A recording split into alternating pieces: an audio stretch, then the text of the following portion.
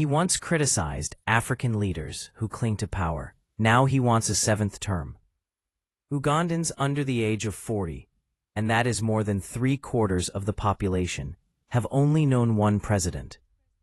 Yoweri Museveni seized the top job in 1986 following an armed uprising, and at the age of 81, he shows no signs of budging. His time at the helm has been accompanied by a long period of peace and significant development, for which many are grateful. But his critics say he has maintained his grip on power through a mixture of sidelining opponents and compromising independent institutions. A year later, the age limit for a presidential candidate was removed, paving the way, many believe, for Museveni to become president for life. Museveni's journey began in 1944, when he was born into a family of cattle keepers in Ankole, western Uganda. He came of age during Uganda's struggle for independence from the UK, which was followed by a period of brutality and turbulence under Milton Obote and Idi Amin. For many years, Museveni did not know his birth date, writing in his memoir, "We had real life-threatening challenges, such as extrajudicial killings and looting. We had no time to worry about details, such as dates of birth." In 1967, Museveni left Uganda to attend the University of Dar es Salaam in neighboring Tanzania. There, he studied economics and political science and forged alliances with politically active students from around the region. Museveni's name gained currency in the 1970s. After a coup by the notorious Amin, Museveni helped form the Front for National Salvation, one of the rebel groups that, with Tanzania's help, ousted Amin.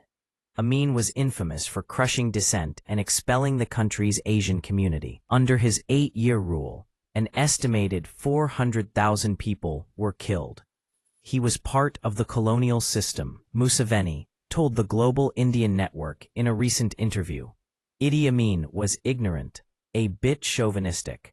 Following Amin's fall, former President Milton Obote returned to power via a general election. However, Museveni refused to accept Obote's leadership, claiming the vote had been rigged.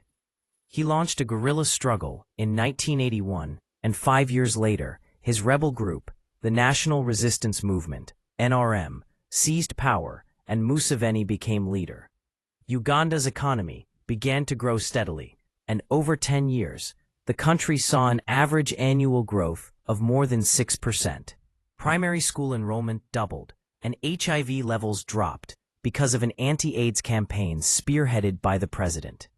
Museveni became a darling of the West, but his reputation took a hit in 1998 when Uganda and Rwanda invaded neighboring Democratic Republic of Congo in support of rebels fighting to overthrow the government.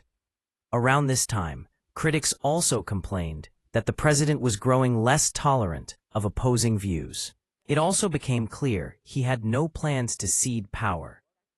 Museveni had said in a 1986 collection of writing, "The problem of Africa in general, and Uganda in particular, is not the people, but leaders who want to overstay in power." But by 2005, his views had seemingly changed, and Uganda's constitution was amended, removing the cap on how many terms a president could serve.